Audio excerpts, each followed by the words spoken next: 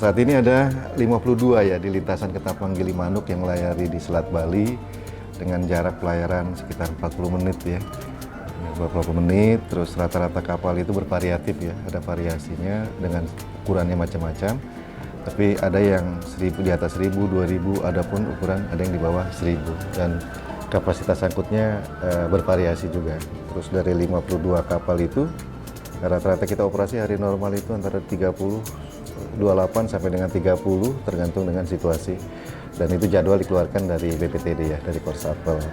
Kami juga ada Pelabuhan Ketapang di Banyuwangi, di Jembrana itu Pelabuhan Gilimanuk tujuan kita dari Ketapang Gilimanuk, atau sebaliknya kalau keluar dari Bali itu tujuan Jawa ya di Pelabuhan Ketapang. Terus kita ada dermaga. Nah, di Gilimanuk itu ada 4 dermaga MB, 4 kapal itu juga bisa di dermaga LCM, total 8 bisa kapal sandar. Begitu juga di Ketapang itu ada LCM juga dan ada dermaga MB, jadi totalnya sama. Tetapi bedanya di Ketapang kita ada satu dermaga, areal dermaga yang kita milik ASDP, tapi itu sudah kita operasionalkan dan ya, bisa juga kita gunakan, itu dermaga Beach Bulusan dengan areal cukup luas ya, hampir 4 hektar, dan itu bisa menampung kendaraan kecil mungkin sampai dengan 700 sampai 800.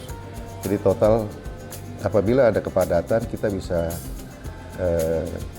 tampung kendaraan bisa di atas 3.000 kendaraan bisa masuk secara sirkulasinya, dan itu sudah sangat mencukupi.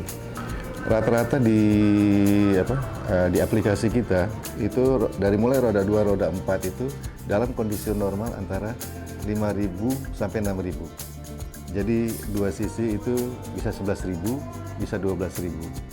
Ya.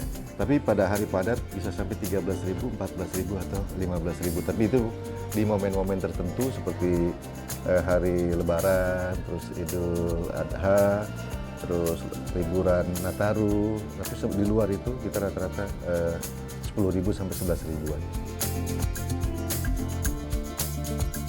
Ketika tol Probolinggo Banyuwangi beroperasi, kenaikan trafik penyeberangan diprediksi akan meningkat hingga 3 kali lipat, terutama di hari-hari perayaan besar dan libur panjang.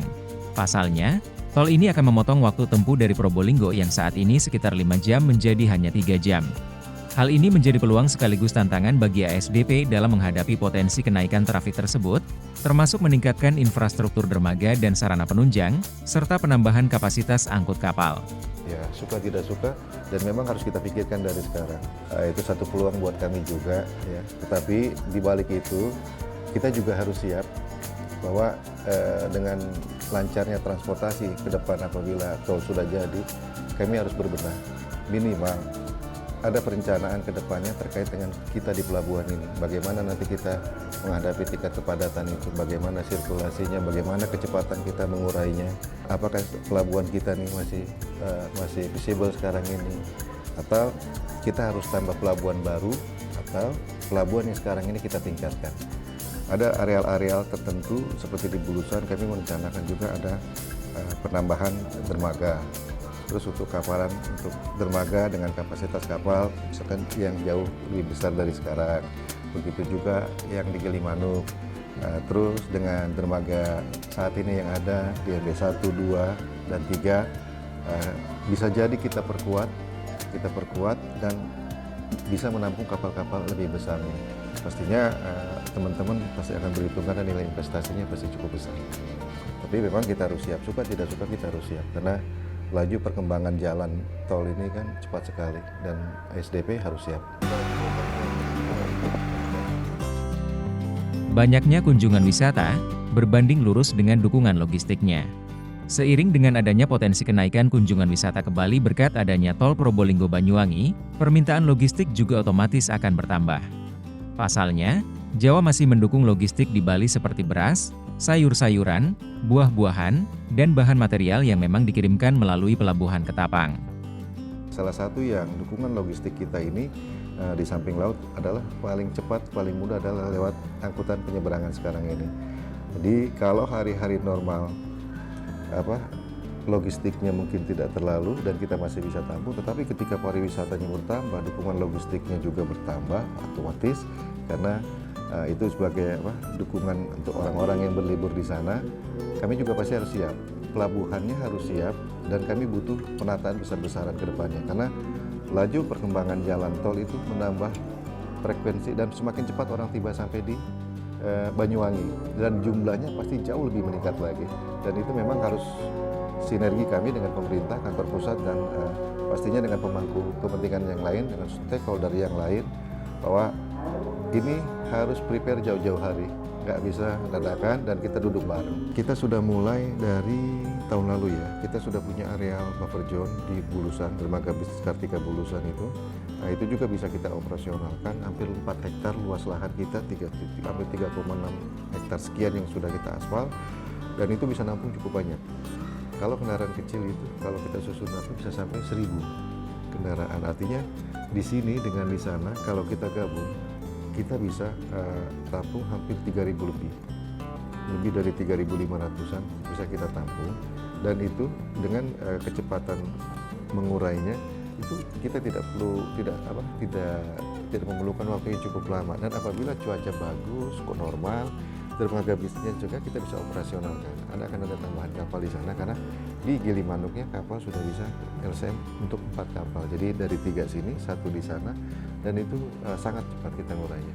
Kita masih punya waktu sampai dengan tol nanti sampai sini. Mudah-mudahan begitu tol jadi kami juga sudah siap.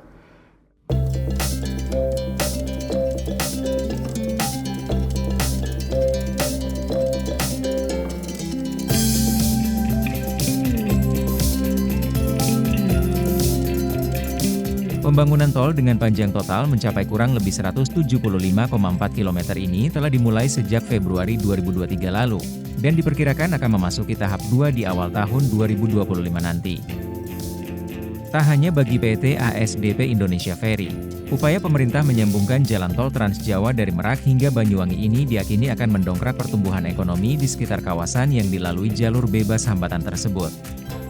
Ya, kami berharap pembangunan tol ini tetap berlanjut ya, dan dengan adanya tol ini juga pasti perekonomian dan yang lain-lain ikut naik juga. Terus dampak lainnya juga pasti yang positif ya, efeknya yang positif, karena ketika orang mau ke Bali ataupun sebaliknya, mau ke Bali mau ke Jawa, dengan adanya tol pasti sirkulasinya lebih mudah ya. Begitu juga kami dalam mengurainya, ketika kita tidak tahu nanti tolnya apakah pintu keluarnya dekat pelabuhan di sisi utara atau di sisi selatan, tapi dengan adanya tol kecepatan orang keluar masuk pelabuhan juga menjadi lebih cepat lagi.